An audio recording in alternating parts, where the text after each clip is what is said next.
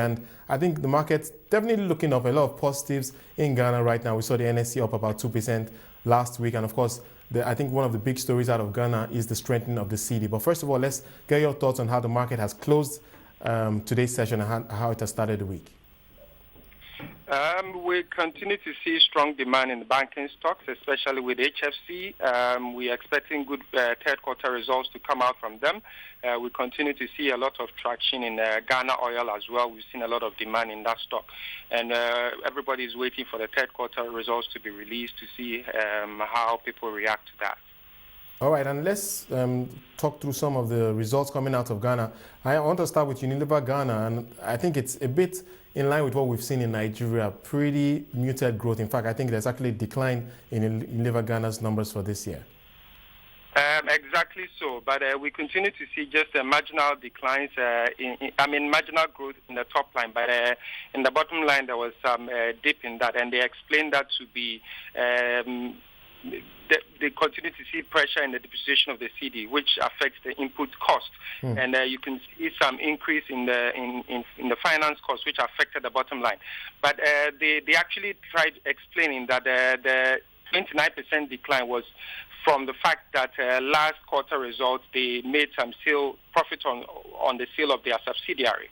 So if you take that out, you can see that the decline is just marginal. So you have to go behind the figures to understand exactly why there was that kind of decline. But it's not scary. We are very confident in Unilever, and we know that going forward is still going to post. We're going to see strong demand coming from that. All right. Of course, last week we saw the market lifted by corporate results, particularly from the banks, and quite a number to run through. But maybe we can start with SSG. Your thoughts on the numbers that we saw from that counter? Yeah, SSB delivered marginal strong results. We saw revenue go up by 24%, which was okay, which is currently, if you compare to the current Treasury bill, was okay. But we continue to believe that SGSSB has a lot to offer, which is, to do more in terms of retail banking, which we haven't seen in time past. We believe that if they continue to do that, it's going to actually reflect on the price, because currently we see a little pressure in terms of price. So there's a lot of untapped resource in that area. And GCB, Ghana Commercial Bank, your thoughts on those numbers?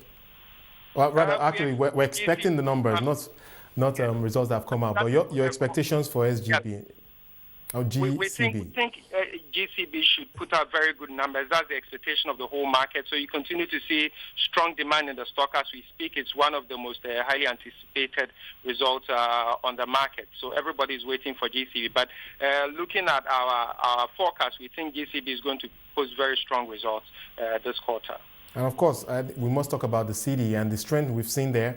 A lot of people linking that to the interest we're seeing from foreign portfolio investors in Ghanaian bonds these days. Your thoughts about the strength we're seeing in the cedi and the interest we're seeing in the Ghanaian bond market?